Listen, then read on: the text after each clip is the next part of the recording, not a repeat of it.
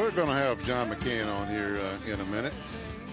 Believe it or not, he's got more than one thing to do there today. John is the senior Republican ranking member on the Senate Armed Services Committee, and no better man to talk to with regard to this administration's nuclear policy.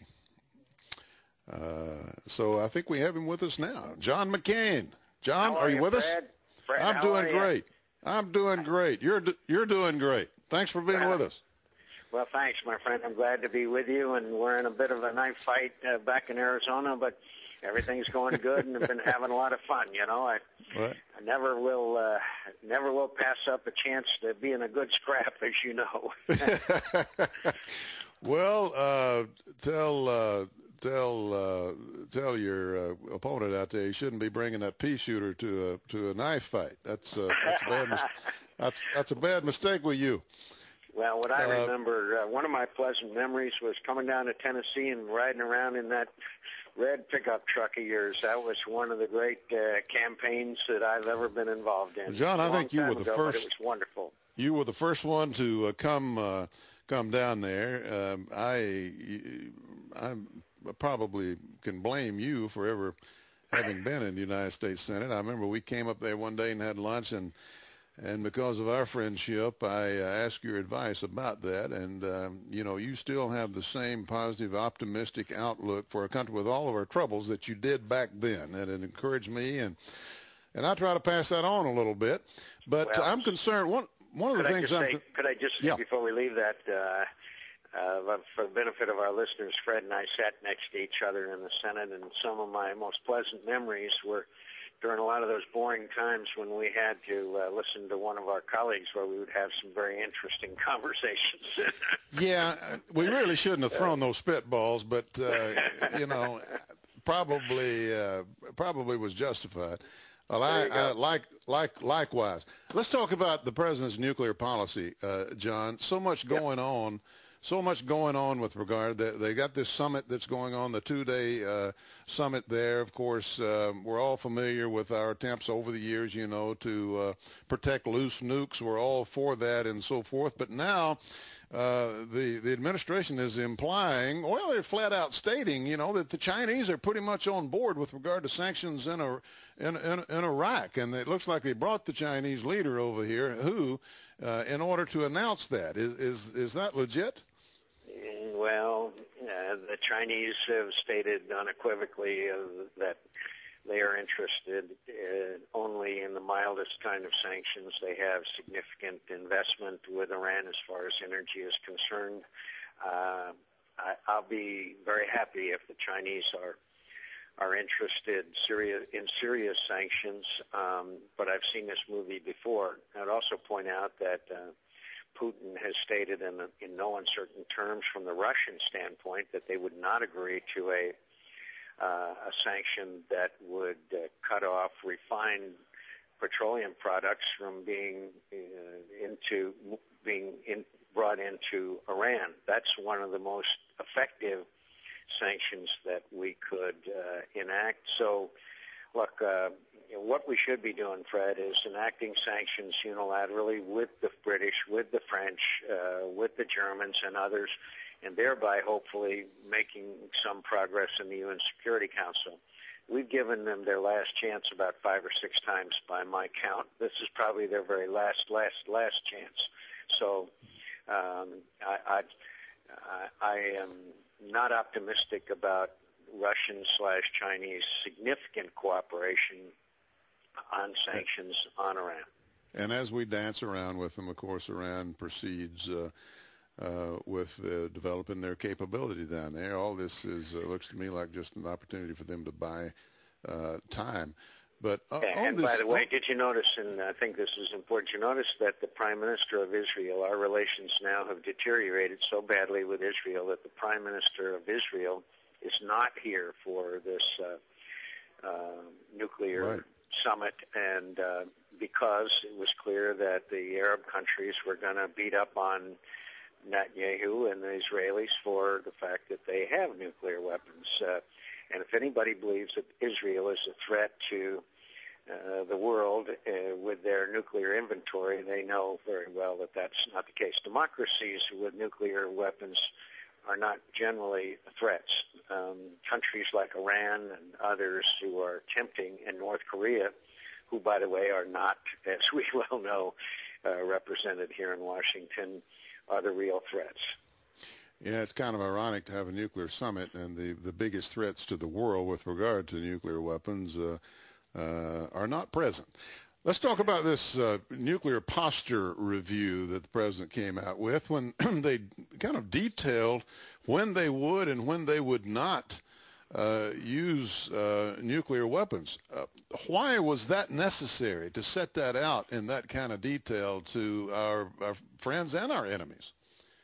I don't think it was, and it implies that a biological attack or a chemical attack on the United States would not be responded to with nuclear weapons if necessary. Well, Fred, if we have a chemical or biological attack against the United States, and it has the capability of doing incredible damage to the United States, I wouldn't take any weapon off the table. I wouldn't take any means to preserve the security of the United States off the table. John, so, we just played a clip from Robert Gates back in 2008 where he said that very thing. He said if Saddam, for example, used chemical biological weapons, the U.S. would keep all options on the table. He says circumstances have changed now because we have a more robust missile defense system. Do you think we have a more robust missile defense system over the last year? One of the great threats, as you know, is a nuclear weapon being smuggled to Hamas or Hezbollah, a chemical or biological weapon being used by a terrorist organization. A nation sponsoring that terrorism is, of course, a country that we would want to bring under control their efforts to do that.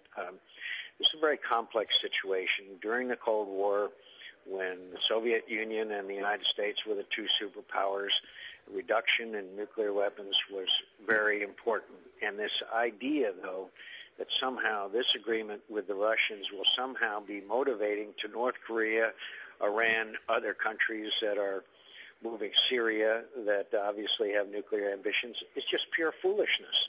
It's just foolish. But again, this is also a bit diversionary from 9.7% unemployment in this country and multi-trillion-dollar debts. Well, John, when we come back in a minute, I want to ask you about our nuclear stockpile. There's a lot of talk about that. I want to make sure the listeners understand what we're talking about here, and the concern that a lot of people have that the nuclear capability, the nuclear warheads that we do have are in working order, and whether or not we're moving in the right direction on that when we come back in just a minute.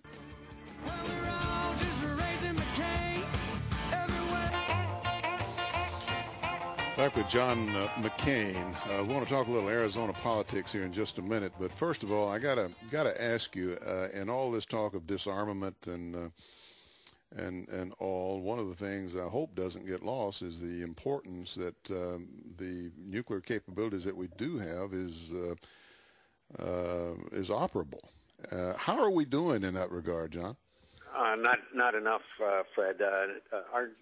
Our listeners should understand that nuclear weapons do deteriorate rather badly, rapidly, unless they are continuously upgraded and certain parts of them replaced. So we have to look at carefully as to whether there's the kind of commitment that's necessary to keep our nuclear inventory modernized. Second aspect of this is that, one of the reasons why this treaty was held up so long was because Russian insistence that it be tied to missile defense, something Ronald Reagan always would strongly resist. And we are told that there is no provisions of missile defense in this treaty, but comments made by Medvedev, comments that have been made by Putin, and maybe some of the language in the annexes, and we haven't seen it yet, should be cause of concern. Let me just mention one other incident that may have passed some interest. Long ways away is a place called Kyrgyzstan. the government was overthrown. So why do we care? Well, we care a great deal because there's a military base in Kyrgyzstan that is one of the main areas where we move our supplies, equipment, and personnel in and out of Afghanistan. The Russians played a role in the overthrow of this government. The Russians' language-speaking television was very harshly critical of the regime, which was acting very independent of Russia. And it'll be interesting to see how this new government reacts. And again, it's an assertion or reassertion by Putin of his desire for near abroad, which means control and influence over countries surrounding Russia. Interesting to watch this, Fred. Yeah, it just underlines the importance of not only our strength, but our appearance of strength as a nation. John, when we were back there together, one of the things that you fought for day in and day out was against this pork barrel spending. I remember before it got popular, before anybody else was much talking about it, and we thought we had all the money in the world to spend, you'd go to the floor on item after item after item, making yourself pretty unpopular around that place by trying to do something about the pork barrel spending.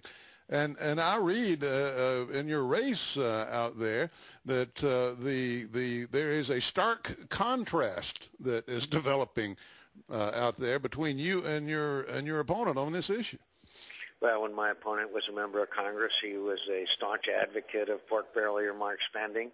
He, according to Joe Scarborough, he used to go and yell and scream at people who were against earmarks, call them jihadists, and, of course, got himself tied up with this guy Abramoff and was under investigation and did some really interesting things on Abramoff's behalf and with Abramoff.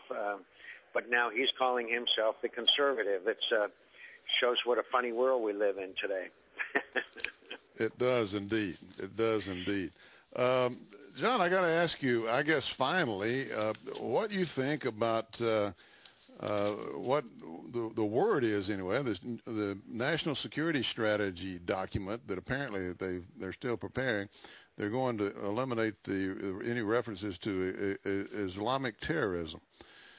They have for some reason this administration has a tendency, BIOB, blame it on Bush, and second of all, they have to change the names of, we used to call them rogue states, now they've changed it, they're outliers. I mean, I don't get it, but what I worry more about national security is what you and I were sort of making reference to a minute ago. There is an increasing perception of weakness around the world about the United States of America, whether it be our relations with China or Russia or our totality of our commitment to Afghanistan, to our failure to act against Iran after warning them many times. George Shultz, the former Secretary of State, once said to me, his Marine drill instructor once told him, never point a gun at somebody unless you're ready to pull the trigger. And we continue to warn the Iranians and that, in fact, do not act on sanctions or anything else. So I am worried about the perception of American strength throughout the world, more so than I have since the regime of one James Earl Carter. As we find ourselves at loggerheads with our only ally, real ally in the Middle East, Israel. It's deplorable. And this business, you can't. By the way, Karzai is not a perfect individual by a long shot. He's paranoid. There's problems with corruption, etc. But you don't go in and wag your finger at him and threaten to withhold a state dinner and expect anything but a negative reaction. And I would remind you that George W. Bush's relationship with Maliki was one of nurturing him. There was a period of time when Maliki was perceived as weak, corrupt. There was death squads within his ministries, etc. And he came along pretty well. So, again, it's one of these examples of the importance of treating our allies as equals and criticizing in private and praising in public. Exactly. John McCain, I'm glad you are where you are, my friend. Thank you. Stay strong. I'm looking forward to seeing you. Thanks. Stay strong. John McCain. We'll be back in a minute.